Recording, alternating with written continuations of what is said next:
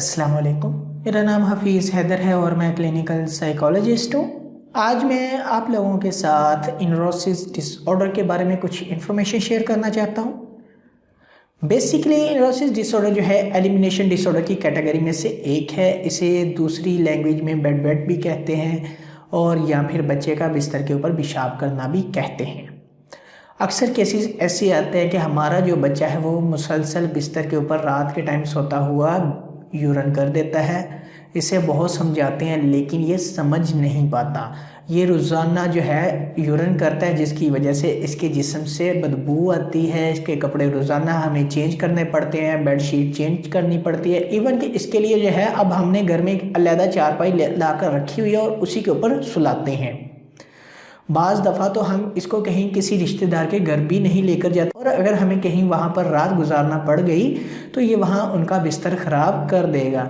हम तो अक्सर कहीं साथ लेकर जाना होता तो हमें टेंशन होती है कि हम जो है 7 या 8 बजे से पहले पहले घर वापस आ जाएं, कहीं रुकना ना पड़े, क्योंकि ये रात को अक्सर सोते हुए बेड के ऊपर ही यूरन कर देता है। तो इस तरह अगर बच्चा जो है रोज़ाना रात को या एक हफ्ते में 2 बार या 2 से ज़्यादा बार बेड के ऊपर यूरिन करता है और मुसलसल 3 माह तक करता है और उसकी जो उम्र है 5 साल से ज़्यादा है, तो तब हम जाकर इसको न्यूरोसिस डिसऑर्डर के अंदर डायग्नोज करते हैं। इस डिसऑर्डर की जो है 2 मेजर कैटेगरीज हैं।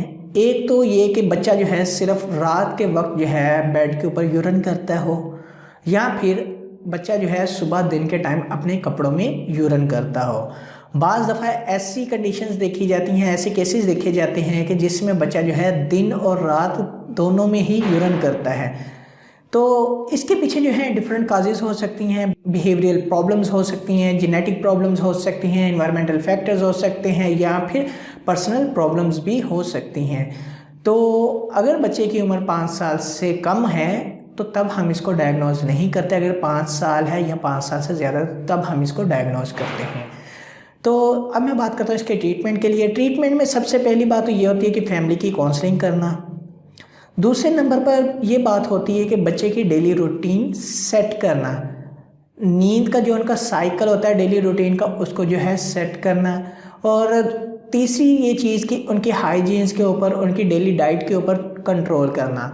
अक्सर पेरेंट्स को गाइड किया जाता है कि आप जो है दिन के टाइम बच्चे को पानी ज़्यादा पिला दें और रात के टाइम जो है तकरीबन 6 से 7 बजे रात को पानी ना दें, लिक्विड वाली कोई चीज़ें ना खिलाएं।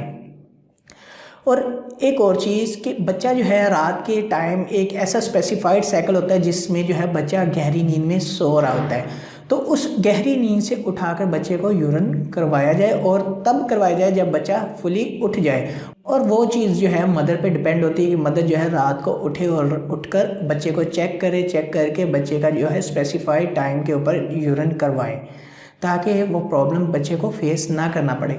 और दिन के टाइम एक एक्सरसाइज करवाई जाती है बच्चे से कि अगर बच्चा जो है जैसे ही टॉयलेट जाता तो उसे जो है यूरिन रोक रोक कर करने का कहा जाता है कि आप थोड़ा सा रोको और रोक कर फिर करो। तो ये एक्सरसाइज बच्चों से करवाई जाती है कि वो थोड़ी देर के लिए दिन के टाइम जब टॉयलेट जाता है तो यूरिन को रोकता है, तो उससे जो है उस चीज़ के ऊपर कंट्रोल हासिल होता है। इसके अलावा जो है बच्चे की बिहेवियरल प्रॉब्लम्स होती हैं। अगर तो बच्चा 5 साल से बड़ा है तो उसके साथ इंडिविजुअल सेशन कंडक्ट करके उन स्ट्रेसेस को आइडेंटिफाई किया जाता है ताकि वो स्ट्रेसेस को रिजॉल्व करके जो है उसकी बच्चे की लाइफ को मेंटेन और स्टेबल लाइन के ऊपर लेकर आया जा सके, ताकि बच्चा जो है इस बिहेवियर की वजह से ना तो खुद बच्चा जो है परेशान हो, ना इसकी फैमिली परेशान हो।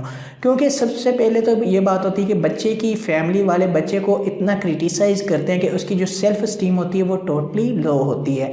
तो इसी दौरान बच्चे को इनकरेज करना भी बहुत ज़रूरी होता है। बिहेवियरल थेरेप्यूटिक प्रोसीजर इनके लिए बहुत ज़्यादा इफेक्टिव होता है जिसमें कंडीशनिंग की जाती है या फिर स्टेरिक प्लान इंट्रोड्यूस करवाया जाता है इनको। इस तरह के बच्चों के लिए जो है थेरेप्यूटिक प्रोसीजर में प्लेइंग थेरेपी बहुत ज़्यादा इफेक्टिव होती है, ग्रुप थेरेपी बहुत ज़्यादा इफेक्टिव होती है, आर्ट एंड डिज़ाइनिंग थेरेपी जो है वो बहुत ज़्यादा इफेक्टिव होती है। इसके साथ साथ जो है सबसे इफेक्टिव जो है बिहेवियरल थेरेपी है जिसमें बच्चों को जो है डिफरेंट टेक्निक की मदद से सिखाया जाता है, कंडीशनिंग की जाती है, इंसेंटिव की बेस पे इनको सिखाया जा सकता है ताकि बच्चा जो है इस काम से रुक सके, इस बिहेवियर को दोबारा शो ना करे। इसमें सबसे पहले फोकस किया जाता है फैमिली को, फैमिली के बाद बच्चे की सेल्फ स्टीम को हाई किया जाता है और फिर इसको जो है थेरेप्यूटिक प्रोसीजर के ज़रिए या फिर जो है प्लेइंग थेरेपी, ग्रुप सेशन और डिफरेंट थेरेप्यूटिक प्रोसीजर के ज़रिए बच्चे के अंदर जो है इंसाइट बिल्ड करके उन स्ट्रेसेस को रिजॉल्व किया जाता है ताकि बच्चा अपनी लाइफ को जो है नॉर्मली गुजार सके। उम्मीद करता हूँ आप लोगों से कि आप लोगों को मेरी ये वीडियो अच्छी लगी होगी। अगर अच्छी लगी है तो काइंडली लाइक कीजिएगा, शेयर कीजिएगा और सब्सक्राइब कीजिएगा। ओके, अल्लाह हाफिज़, अल्लाह ने के बाद। और अगर कोई भी किसी भी किस्म का क्वेश्चन है तो आप कमेंट बॉक्स में लिख सकते हैं।